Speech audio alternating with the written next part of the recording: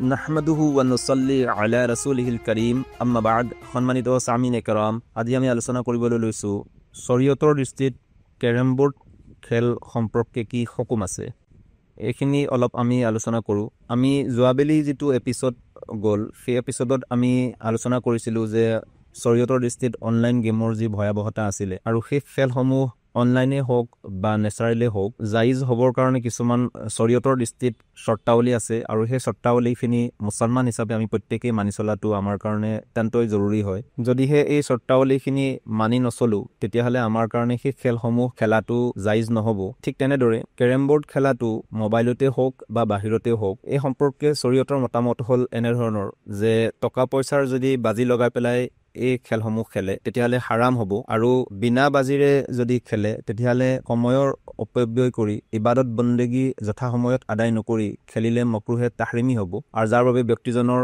গুনাহ হ'ব আৰু তওবা কৰাটো জৰুৰী হ'ব। আৰু ইয়াৰ বিপৰীতে দিন আৰু দুনিয়াৰ কোনো ক্ষতি নোহোৱাকৈ অলপ সময়ৰ কাৰণে নিজৰ পৰিয়ালবৰ্গ তথা বন্ধু মহলৰ সৈতে ভাগৰ দূৰ কৰাৰ বা মানসিক প্ৰশান্তিৰ উদ্দেশ্যে খেলিলে মুবাহ হ'ব, অৰ্থাৎ ব্যক্তিজনৰ কাৰণে নেকিও নহয় আৰু গুনাহো নহ'ব। কিন্তু ফাচিক ফাজিৰৰ দৰে তিনিআলি বা চাৰিআলিত বহি কেইবাজনো ব্যক্তিয়ে লগ লাগি গোট খাই আড্ডা মাৰি কেৰম বোৰ্ড খেলি সময়ৰ অপব্যয় বা অপচয় কৰাটো মুঠেও জাইজ নহয়।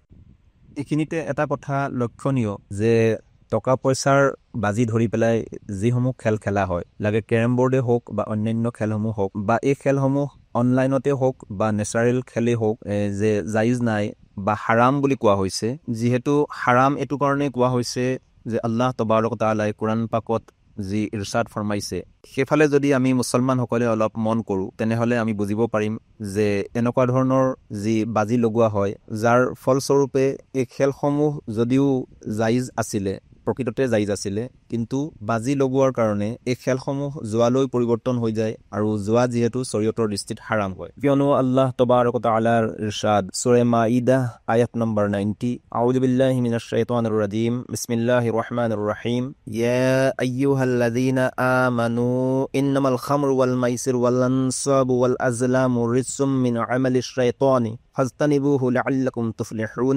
সাদাকাল্লাহুল আযীম। উলামায়ে কেৰাম সকলে লিখিছে যে এই আয়াতে পাকৰ খোলাছাৰ দ্বাৰা এইটো প্ৰমাণ হয় যে শৰাব বা মদ্যপান কৰা আৰু জুৱা জাতীয় যিমানবিলাক কাম আছে এইবিলাক চব হাৰাম হয়, আৰু এনেকুৱাবিলাক কাম শয়তানৰ হয়। মুছলমান হিচাপে আমি এনেকুৱাবিলাক বস্তুৰ পৰা বা কামৰ পৰা বাচি থকাটো উচিত, যাতে মৰাৰ পিছত যিটো জিন্দগী আমাৰ অৰ্থাৎ আখিৰাতৰ জিন্দগী আহি আছে সেইটোত কামিয়াব বা কৃতকাৰ্য হ'ব পাৰোঁ। জুৱা যিটো শব্দ, এইটো আৰবী জবান কিমাৰ আৰু মাইচিৰ বুলি কোৱা হৈছে। প্ৰকৃতাৰ্থত প্ৰত্যেকটো মুআমেলা য'ত লাভ আৰু লোকচানৰ ভয় থাকে, অৰ্থাৎ জুৱাৰ বুনিয়াদ বা ভেটিয়ে হ'ল লাভ আৰু লোকচানৰ ভয় থাকিব তাত।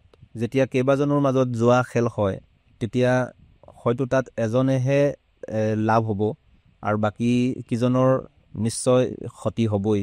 কিন্তু ব্যৱসায় যিটো আল্লাহ তবাৰক তাআলাই আপোনাৰ মোৰ কাৰণে বা মুছলমানৰ কাৰণে জাইজ কৰিছে, সেই ব্যৱসায়টো কৰিবলৈ যাওঁতে উভয় পক্ষৰে লাভ হয়, আৰু কেতিয়াবা ক'ৰবাত ব্যৱসায়ত লষ্ট হয় বা ক্ষতি হয়, কিন্তু সেইটো ক্ষণস্থায়ী হয়, আৰু এটা পক্ষৰ যদি লাভ হয় তেন্তে আনটো পক্ষৰ কেতিয়াবা ক'ৰবাত লোকচান হ'ব পাৰে। কিন্তু জুৱাৰ ক্ষেত্ৰত ই সম্পূৰ্ণ ওলোটা। ইয়াত যদি কোনোবা এটা পক্ষৰ লাভ হয় তেতিয়াহ'লে আনটো পক্ষৰ লোকচান হোৱাটো অনিবাৰ্য। সেয়েহে মানুহৰ ভালৰ কাৰণেই শৰীয়তৰ মতে ইয়াক হাৰাম বুলি কোৱা হৈছে। আৰু আপুনি মই যদি লক্ষ্য কৰোঁ তেতিয়াহ'লে শৰীয়তৰ দৃষ্টিত যিমানবিলাক কাম আমাৰ কাৰণে হাৰাম কৰিছে, সেই প্ৰত্যেকটো কাম আমি মানুহ হিচাপে বাচি থকাটোৱেই আমাৰ কাৰণে মংগলজনক।